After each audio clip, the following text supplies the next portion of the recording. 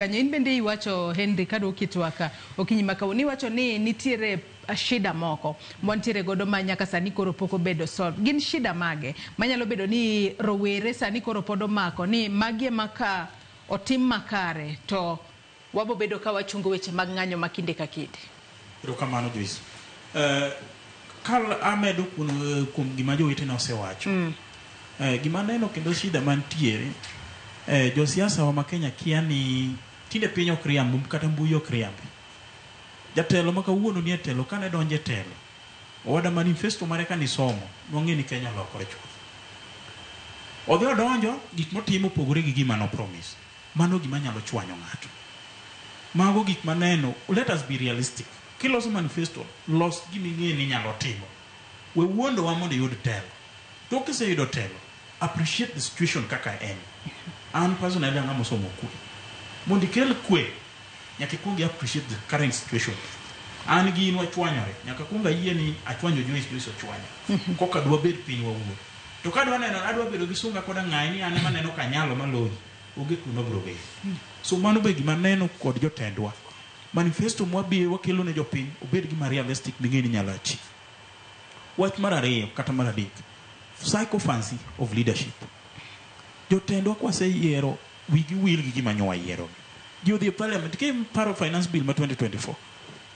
Young leaders like Osoro Chungo wacho ni wabro pitisa kaka rais dwaro gi thuon.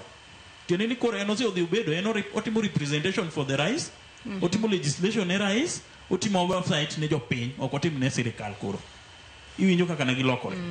So jotendwa ne wigi dhi owil gi gima nwatero gi kacha. Tokni we have deficit of leadership. Oyo. An in gi ng'ani wan jotelo in weti. Ana jatelo personally, jatelo mara wuon. Kata ka yudo mar rito piny ana jatelo wuon. Aserito nyithindo wetena, kendo aserito jopiny.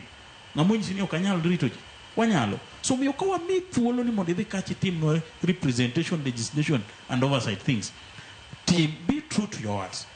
We chako jotendo osebedo king'iewo gi kiwinjo ni an nyong'iewo gi 100,000, 1 million. These people are richer than 1 million. Ang'o matimogi? Mano gima neno ka chwanyo ji bende. Yudhe wa bende wantiere gi kama wan go gi shida. Rowere sani dwaro mewo mapiyo. Onge ng'ama dwaro ni mewo ni obed jani minyalo explain nya chako gi ka adhika kinya dhika. Ji dwaro mwandu mabiro mapiyo. Mago gima neno ka kendo be miyo wa shida kaka rowere. Ok ni akchuo wang' rowere but awacha diri mantie. Onge ng'ama dwaro ji dwaro lavish life. Ariembo Mercedes Benz, German machine, Toyota no dhano kudwa kata winjo nyingi. Ji chako gik mineno jogo timo go jogo no chako gi kamoro. Let us also be ready for that. Another thing is ignorance. Oking'eyo kata teko ma in go kaka rawera. Rowere onego wang'e teko ma wan go. Teko en kuchi. No jomoko ndalo moko anyalo paro election manyo kalo ni omero waringo wuok wadhi dala go kura ne Raila. Kigi kucho ng'ado nyisi ni penyi ni rategi biro nie. Wan wamiyo ng'ane to kipenyi to wamiyo ng'ane nang'o. Nyo miyo gimoro ka nyo nang'o. Ni en gimo miyo kuro go ne ng'ato kura ni gima nyo nang'o. Bayo miyo jogi ka kiny bendo sedhi. Odhi bere kucho onge gimo timo nikech nyo oseng'iewi. So kada wang'e teko mar kuchwa kata teko ma wan go kaka rawere. Mano miyo jomoko wacho jo panel moko ne wacho ni jotendwa moko man opposition gidwaro mondo giti gi rawere mondo kethne. Rowere ni is a new movement kendo en bende en gi teko. Makata kadang rawera moro chung ni do bedo president rowere miye kura te.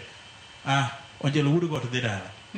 To kendo ya wuod malo ni ok de yud kata gimoro. So jite nyalo dwaro association kod youth. Koro one youth ma oningo ka advantage mondo loss system. Oningo wayier leaders mong'eyo ni as brain to do what we want.